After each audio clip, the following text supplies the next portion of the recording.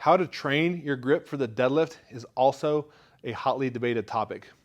I think there's a lot of misinformation on there, and the key to training your grip is learning how to understand why your grip is failing in the deadlift. By far, the most common reason the grip fails in the deadlift is what I call the death roll, and that usually happens at lockout. And the death roll is this. It generally happens it can happen on either the over or the underhand. It's usually the overhand. So we'll focus on this hand here. From the floor all the way up to lockout, the bar, the grip, the bar path, and the motion stay relatively in the same plane. And usually you don't miss the grip until the very top. So everything is staying in the same plane, and as you get to the top and pull the shoulders back to lock out, it causes that bar to roll. So it causes the bar to do this in your hands.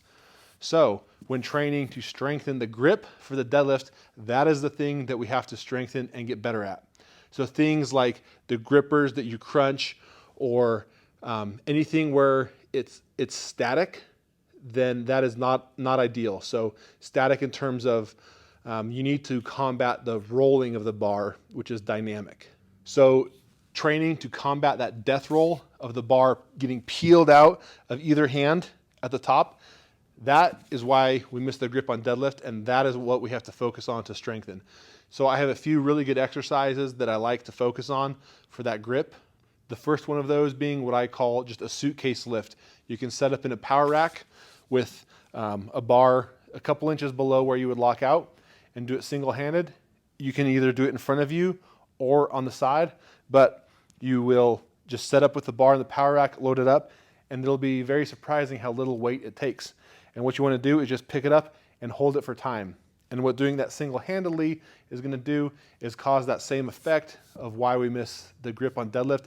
It's going to want to peel out of your fingers as you get tired, and strengthening that is what we need to strengthen to hang on to the bar in deadlifts.